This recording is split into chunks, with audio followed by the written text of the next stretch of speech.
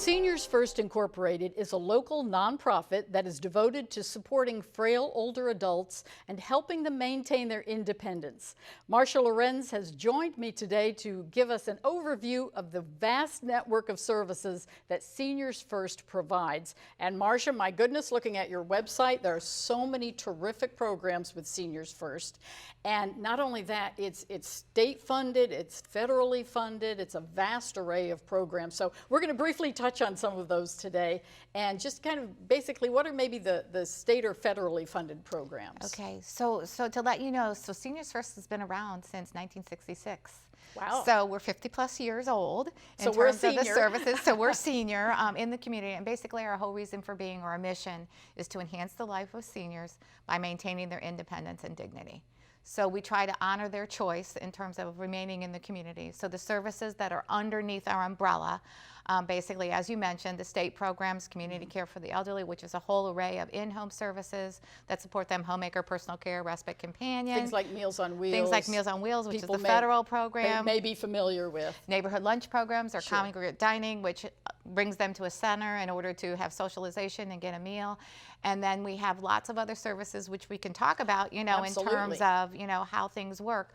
So on the private side, in addition to the Meals on Wheels, what we ended up doing in 2004 was starting a program called Emergency Meals on Wheels. I saw that mentioned and I thought, now how does that work, Emergency Meals on Wheels? So emergency, keyword, in terms of looking at or being able to support clients that are coming out of the hospital. So there's some kind of a crisis, maybe their caregiver is in crisis and they're no longer able to provide services for them. And the whole goal is to keep them in the community once they're discharged, not have them go back into the hospital, and provide a meal to them until they can be stabilized.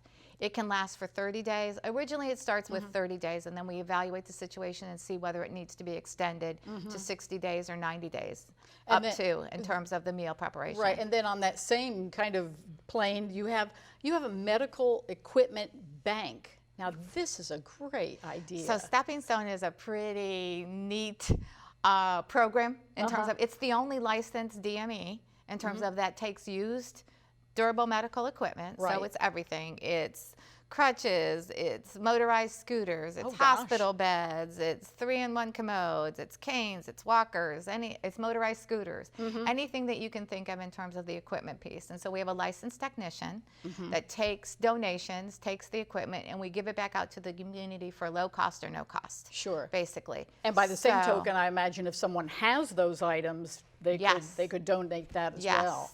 We're always looking for donations for that. And so it's all cleaned and sanitized and then refurbished and then given back out to the community. Again, the whole idea is to promote that independence.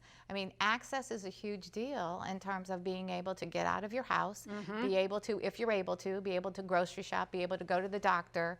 And if you can't do that, then there's equipment that helps you in your home in order to stay independent. Because that's really what you do. It's not only just that physical getting out, but it's that mental stimulation and socialization too. That means so much. There's something called the Public Guardian Program. Now, what's involved with that? That's not just seniors. No, it's not. A good majority of the people that we serve on the guardianship program are seniors, but it's for individuals that are 18 years or older, and they are incapacitated. So they're incapacitated for a variety of reasons, and they need somebody to act on their behalf. So Seniors First, as the public guardian, are our case managers are the ones that act on their behalf. They make all life decisions for them. They basically make sure that they have board and care if they live in an assisted living facility or a nursing home, and they just make sure that all their needs are being met, that their medication needs are being met, their physical, health, emotional, all of those needs. And so they come through the court system, so they have to be declared incompetent by the court system. And then they come to Seniors First based on our availability to provide those services. And there's it's so many, very comprehensive. There's so many services available.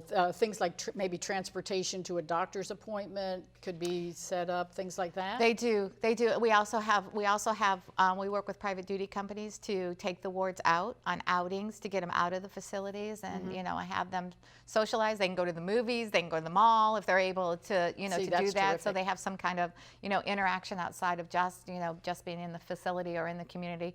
We also do classes. Yep. So and I I always like to mention volunteers, so we're going to give a shout out to those volunteers as well, because they're really the lifeblood of any agency. They absolutely are. We couldn't do what we do without our volunteers. We couldn't do it without city and county support for our neighborhood lunch programs. Absolutely. I mean, a broad array. Okay, thanks, Marcia.